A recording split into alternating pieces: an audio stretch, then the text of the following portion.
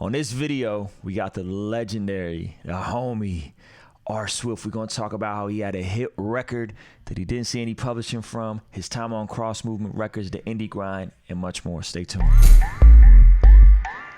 He's trying to give me a shot. Let's go.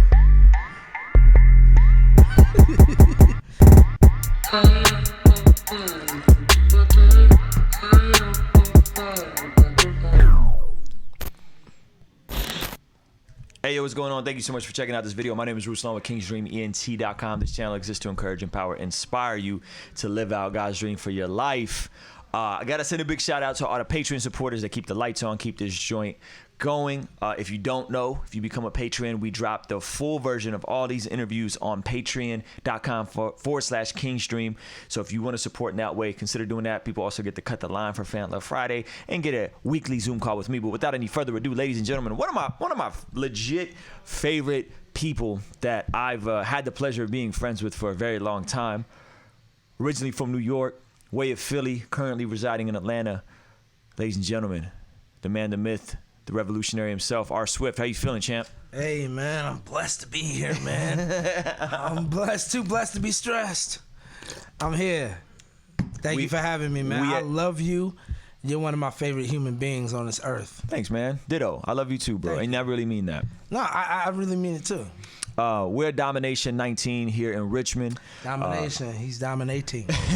I'm going to be performing pretty soon here. Me and you met at a very interesting time, pivotal time. I think it was 07, 08. Yeah, probably 07, 08. Yeah, it was 08 because it was right after we put out When the Break sold out. We put that out 08, April Fool's Day. And I had met you and you was already kind of up on what we was doing, which was really encouraging. Yeah. At the time, you were signed to Cross Movement Records. Cross Movement, those of you guys that don't know your Christian hip hop history, Cross Movement was the juggernaut. They were the reach before there was a reach. They were huge. They controlled the ethos of what Christian hip hop was. They controlled the touring. They controlled a lot of it. And you were a street dude that ended up on this uber Christian, super reformed label. How did that happen? Oh, right. Well, this is great. You know what? I don't know, right? Because, like, my whole thing was, like, I'm from the block. Anybody who know me know my history. That's where I'm from. And, you know, you put me on a label that was heavy, like, theological and stuff like that. And yo, like there was a few people on that label who had a problem with me being on that label. Like there was their fan base who like wasn't sure that I belonged at a label like that. Like yo, I remember when we put out one of the projects under Cross Movement, they had people contacting them like, yo, why this dude talking about the streets and he don't talk about Jesus enough? And so like There was a couple of riffs because of me signing to that label, but you know. What I loved is that you were there, you were Cross Movement, but you was your own person. Enough so that you could be yourself, and you were like we've had a relationship mad long. You know what I'm saying? And I just always found that intersection pretty unique. Was like you didn't really belong there, but you fit there perfectly in a way. You know what I'm saying? I think you did what you were supposed to do there. What was that time like that? Because this is like some people would say these are the glory days. This is pre-Reach Records taking over Christian hip hop. What was that time like? It wasn't glory days. I'm gonna tell you that right now. It was the time for me was like, man, I have a platform that I can be myself. I can be authentic, but at the same time, there was a lot of pressure that came with that platform. Like there's a certain like anybody who was a part of Cross Movement Records realized there was a culture there. There was a certain way that they did things, and like they wasn't saying anything real controversial in their music. They wasn't, you know, really bucking up against, you know, social ills like that. Like, but that's the tip I came on. Was like real like social ills, like conscious type of hip hop.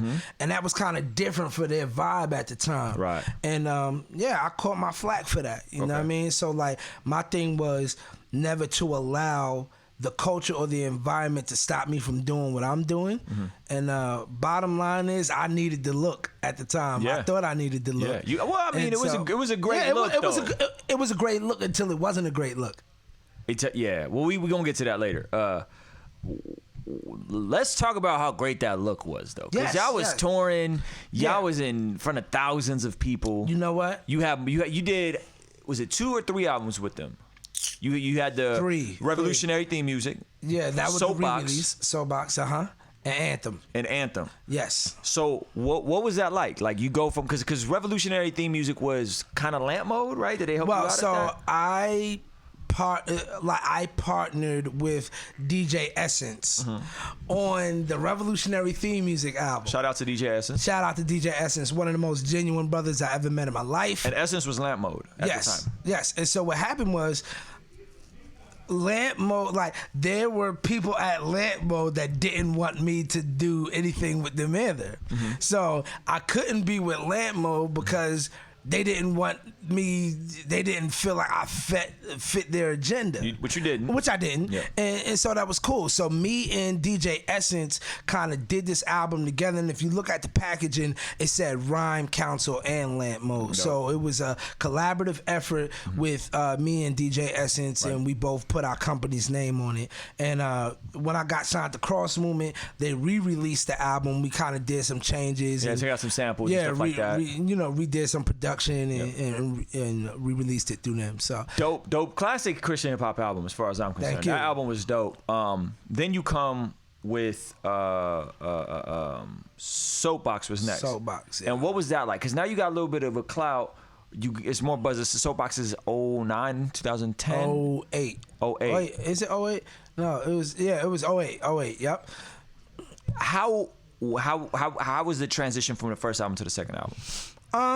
You know what, man? Like, one thing I will say is during this process of being signed with Cross Movement Records, like, I was growing as a man, right? So I was newly married. Like, I got married during the process of revolutionary theme music, and like growing as a man, growing as a husband, learning like things that are my convictions and my passions, and like feeling the freedom to speak on that. So like Soapbox was kind of my way of saying, like, you can't name an album Soapbox and not live up to the name, right? So the Soapbox was all about, man, I just want to stand up and proclaim whatever I'm feeling. And if people disagree, then so be it. But this is my truth, and this is what I got to give to the people. So it was. And at the time, are you guys all touring together, Cross Movement? Well, we were doing a lot of records together. I mean, a lot of spot dates together,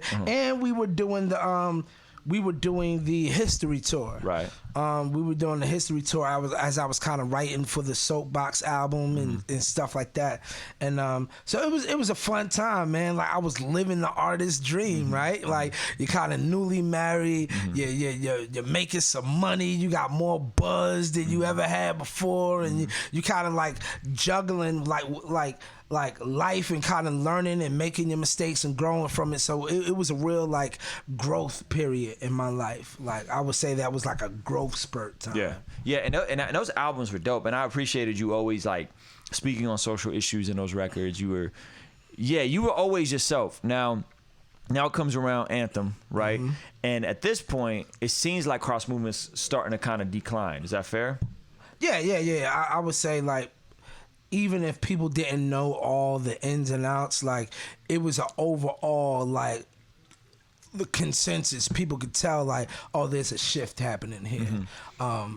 You can only put on the front for the public for so long, and I think there was a lot of internal issues and internal things going on, and mistrust and misappropriation of things, and it was just like you could only kind of hide that from the public eye, but for so long before it starts spilling out. Yeah, and Cross Movement Records was.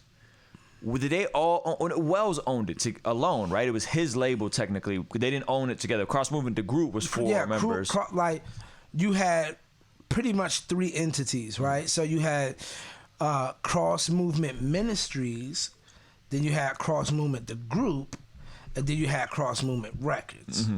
And so eventually it went, Cross Movement Ministries, I believe, kind of like dissipated, and it was Cross Movement, the group, and Cross Movement Records. Right. Wells, the Tonic, was the owner of Cross Movement Records. Yeah.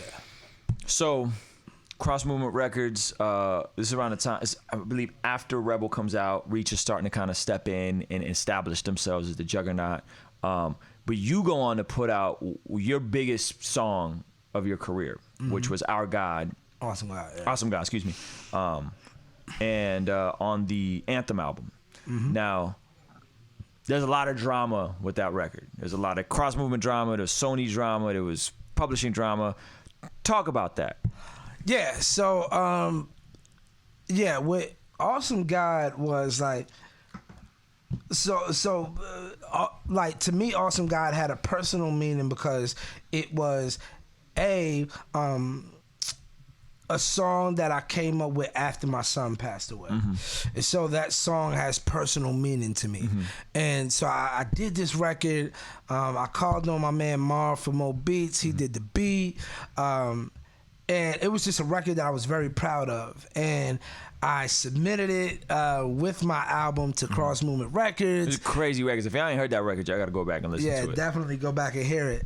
So I submitted it to Cross Movement Records, and when they got it, it was like, all right, well, obviously we'll have to clear this Rich Mullen sample. And so even though it wasn't a Rich Mullen sample, like we actually got 3 girls to come in the studio and re-sing it. So there were no original elements, right? Other than the likeness of the song, right? And so it was an interpolation. Yeah, interpolation. And so basically a cover. And so what happened was they said Universal Music Group, who owns the Rich Mullins masters and stuff like that, they said, look, the only way you're going to get this song is if you give us 100% of the record. And of the publishing of the record. Yeah, 100%. And so like, oh snap, we got to give 100% of the record. So we were forced with to make a choice. Like, do we put the song out knowing that it could gain us some significant ground, or do we forfeit it and say, oh, well, forget it. The business doesn't make sense. Yeah, the business doesn't make sense. So this is where me and Cross Movement had a difference of opinion. So Cross Movement was not for it. They was like, nope, we're not doing it. And I was like, we doing it.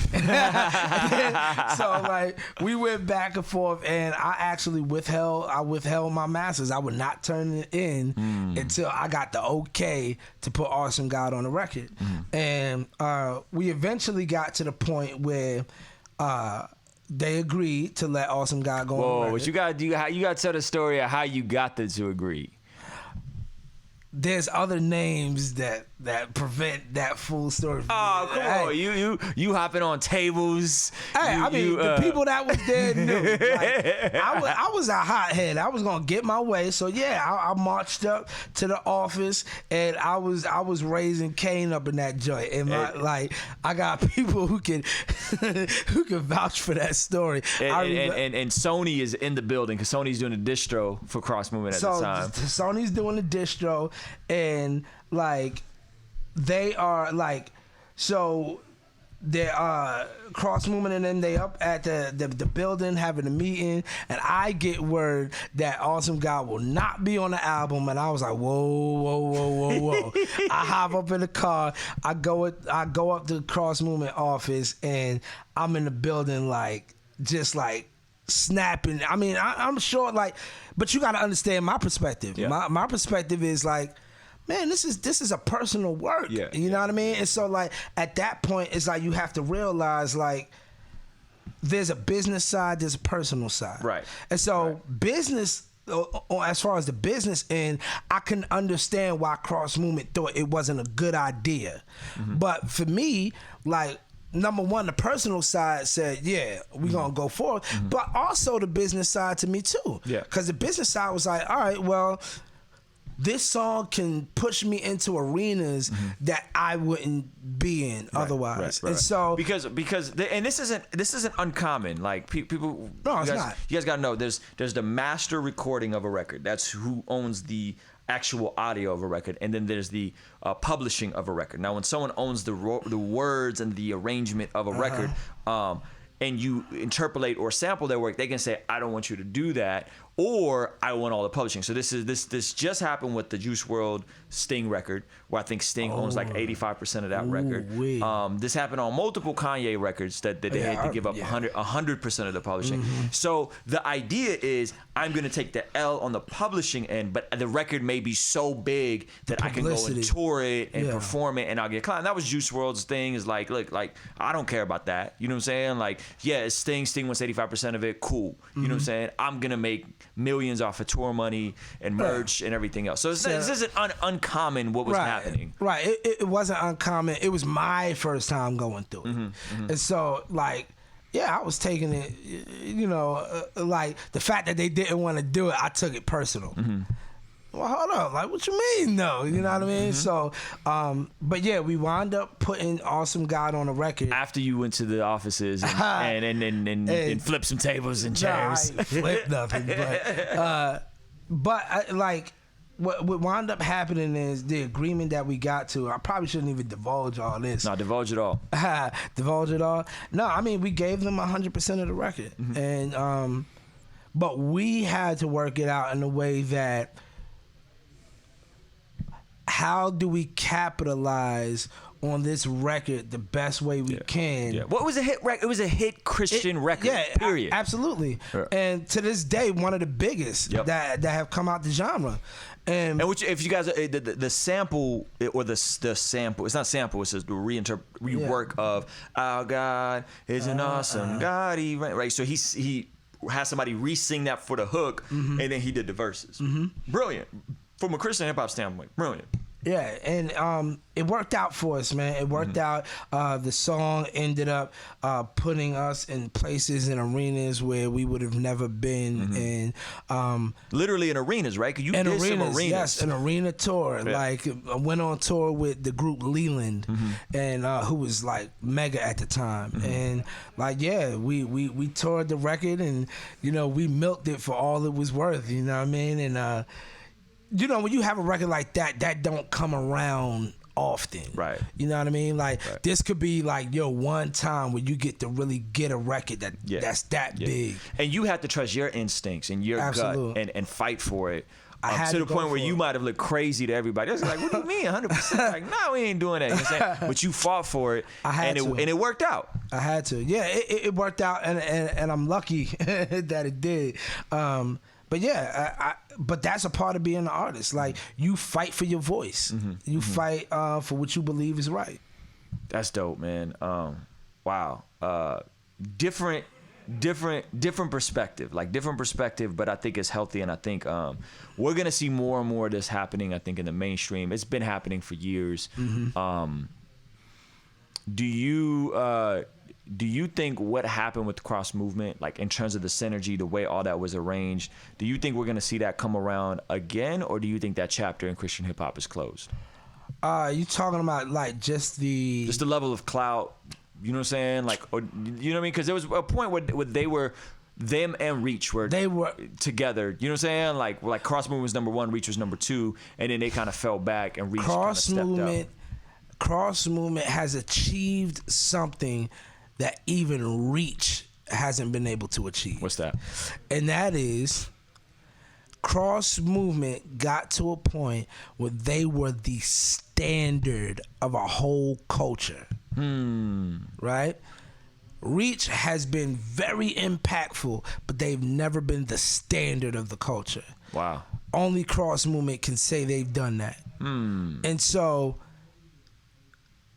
as much as we've all had our differences, and as much as, you know, the business part fell apart, the one thing you'll always be able to look back and say is, those dudes made history. Whether you like them or don't, there's been times where I ain't like them, you know what I mean? Like, and they ain't like me. But at the end of the day, like, what they've been able to do, they've been able to do. You can't take that away from them. So I don't think, like, I can't say it will never happen, but just the wave that it is now, like I don't think the culture is set up for anybody to be the standard. And I think, but like because cross movement was that, and the unfortunate events that happened with cross movement, I think it put people in a mindset of we don't want a standard because this is what happens when we when we idolize people. Yeah, because that's kind of what we did. That's what it was. It was.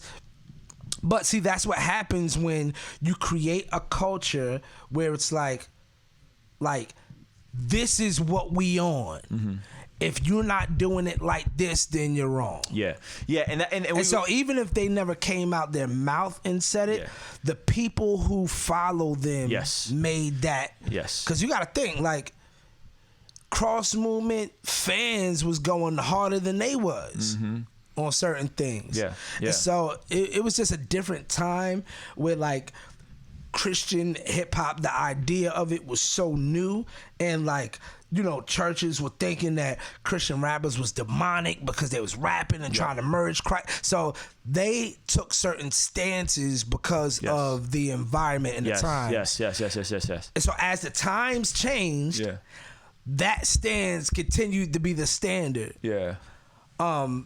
And I think what it took away from was the beauty of diversity, right? Dope. So, yes, you need a cross movement, but you do need a new breed and the tunnel rats. Like, you need that. Like, I remember when I first met Propaganda, and he was with the tunnel rats, right? And I was with cross movement. And I met Propaganda because we did... Still Roots TV show in North Carolina, right? Shout out Still Roots. Yeah. And so we did the show together, and I met Prop, and like we just hit it off. Like he was just a cool, genuine dude, and I was like, yo, I love this guy. Yeah. And so I went back, and they wasn't with it, and I was like, yo, I met Propaganda. He's a cool dude. Like I really rock with him. Oh, you know, we don't talk to them. Yeah. And I was like, what? Yeah. I want to talk more about the fall of cross movement and the transition, the subsequent shift in the opposite direction, where Christian hip hop is going now. There's a lot I want to talk to you about what you're doing now, but I actually got to go perform. So y'all stay locked in.